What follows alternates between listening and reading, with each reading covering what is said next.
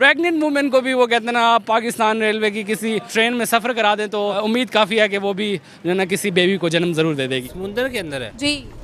Great यार, सब India कुछ भी कर सकता है। जब प्राइम मिनिस्टर नरेंद्र मोदी कोलकाता के मेट्रो स्टेशन पे पहुंचते हैं तो वहां पर भारत माता की जय और जय श्री राम के नारे लगाए जाते हैं। आपको मालूम है हिंदुस्तान की पहली इस प्रकार की ट्रेन बनी है।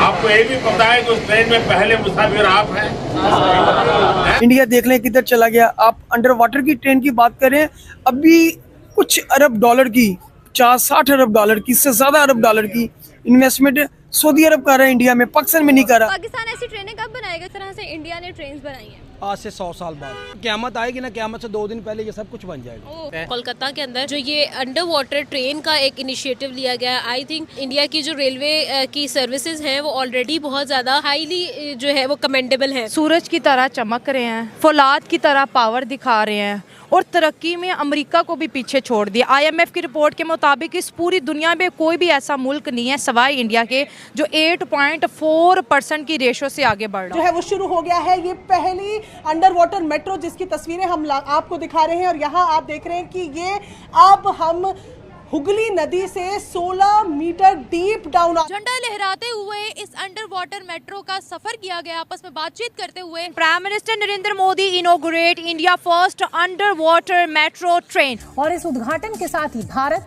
लंदन, फ्रांस और जापान जैसे देशों के साथ खड़ा हो गया।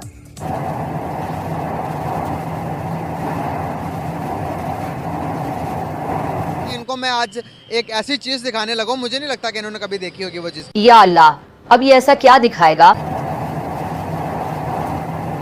कि एक ही खित्ते के 2 हमसाया कंट्रीज, एक कहां पहुंच गए और आप कहां पहुंच। जैसा कि आपको पता है कि भारत के अंदर कोलकाता में अंडर वाटर मेट्रो का जो है इनॉग्रेशन नरेंद्र मोदी के द्वारा किया गया है और भारत भी अब ऐसा देश बन चुका है जहां पर पानी के अंदर ट्रेनें चल रही है। अब ये देख के भाई पाकिस्तान में मैयत ना निकले, मातम ना मनाया जाए, ऐसा तो हो नहीं। अब ये बोल रहे हैं कि हमारे देश में तो पटरियां ऐसा है कि जैसे उस पे जंग लगे पड़े हैं और 10 के स्पीड से ज्यादा ट्रेन नहीं चलता है, और दूसरी तरफ एक भारत है जो पानी के नीचे ट्रेन चला रहा है। ये कैसे संभव है? ये तो असंभव है, ये हो ही नहीं सकता है। देखिए इस वीडियो में पाकिस्तानियों का रोना। अगर पाकिस्तान की बात कर लें तो पाकिस्तान और इंडिया का फर्क मैं आपको इस तरह बता दूं कि वो चांद पे चले गए, उन्होंने लंदन जैसा मॉडल अपने इंडिया के अंदर इंट्रोड्यूस करवाया और हम पाकिस्तानी और पाकिस्तानी पॉलिटिशियन एक दूसरे की दाढ़ियां खींचते हैं, एक दूसरे की टांगे खींचते हैं कि तुम चोर और मैं चोर। कर रहे थे यकीन कर ले, वहाँ पे उन्होंने एक वो करना फोकस किया, एक चाय की प्याली पर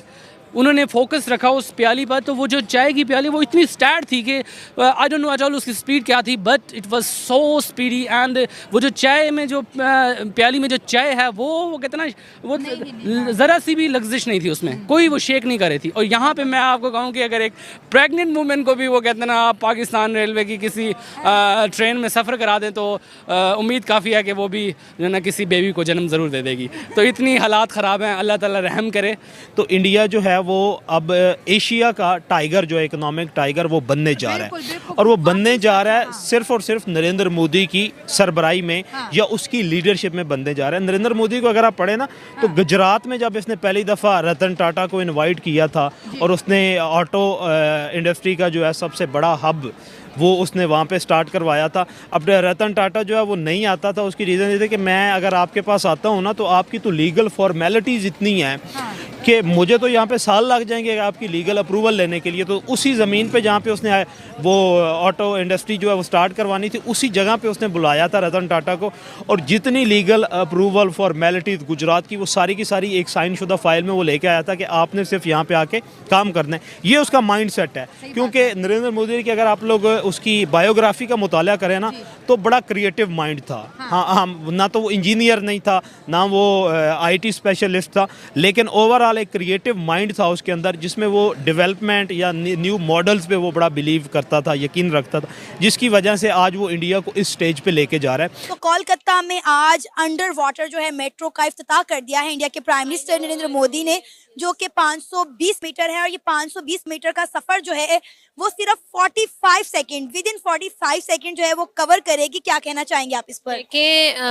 every new day is an achievement for India, और इसी चीज़ को अगर देखा जाए तो India has gone such a far way when it comes to railways and trains. और अगर मैं गलत नहीं हूँ तो एक टाइम था कि हमने आज से 2 साल पहले एक खबर कवर की थी कि India is going to train, जो कि मेडिकल सर्विसेज, आपको मूविंग मेडिकल सर्विसेज प्रोवाइड करेगी, and the mobile medical checkup आपको जो है वो हर जगह पर प्रोवाइड किया जाएगा ऑल ओवर इंडिया। उस ट्रेन ने जो है वो एक धूम मचा दी थी पूरी दुनिया के अंदर। रेलवेज़ की जब बात की जाती है तो India has done every innovation that India could in terms of Railways. अगर मुझे खुद याद है कि हम अगर अपने रेलवेज़ की बात करें तो हर दिन हम लोगों को जो है वो इनकन्वीनियंस का सामना करना पड़ता है। हमें अगर ट्रेन का सफ़र करना है, माइनर इनकन्वीनियंस, मेजर इनकन्वीनियंस हमें हर रोज़ जो है पैसेंजर्स को देखनी पड़ती है। भाई ट्रेन के एक्सीडेंट्स बहुत नॉर्मल हो गए हैं।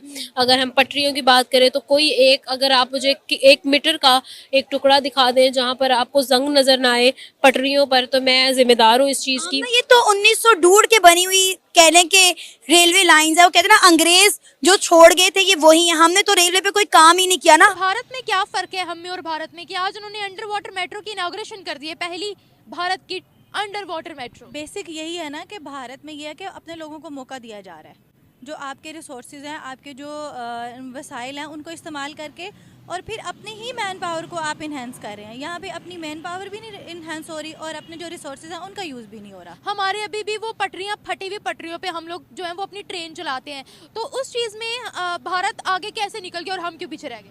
बस वही पाकिस्तान में हर कोई लड़ता है, वो पाकिस्तान के बारे में कम सोचते हैं और आपस में लड़ाई और उनकी सियासत ज़्यादा उस पर उनका फोकस होता है, तो इसी वजह से वो फिर आवाम के ऊपर नहीं करते हैं। ये जो ट्रेन बनी है इसमें 5,000 करोड़ की लागत आई है। अब 5,000 करोड़ अगर पाकिस्तान में दे दिया जाए, इंडियन रुपीस 5,000 करोड़, तो समझो कि उसका पूरा का पूरा जो जीडीपी है वो इसमें समा जाएगा। और दूसरी तरफ आपने पिछले दिनों सुना होगा कि पाकिस्तान में सोशल मीडिया ऐप को बैन किया जा रहा है। तो जब तुम सोशल मीडिया ऐप को बैन कर रहे हो, टेक्नोलॉजी के नाम पे तुम्हें 72 हूर सिखाया जाता है, तो तुम कहाँ से तरक्की करोगे? अब तो तुम 10 के स्पीड में ही चलोगे ना। जो अंग्रेज बना के गया है, जो भारत के हिस्से में था उस समय, और जब बंटवारा हुआ तो जो तुम्हारे हिस्से में था और जो पहले से बनाया था उसी पे अभी तक रेंग रहे हो। अभी तक खुद का पटरी बैठा के खुद का ट्रेन नहीं बना पाया है पाकिस्तान, और हर हमेशा ये भारत को धमकी देते, ये कर लेंगे, वो कर लेंगे, हमारे पास एटम बम है, 1 सेकेंड में भारत को उड़ा देंगे।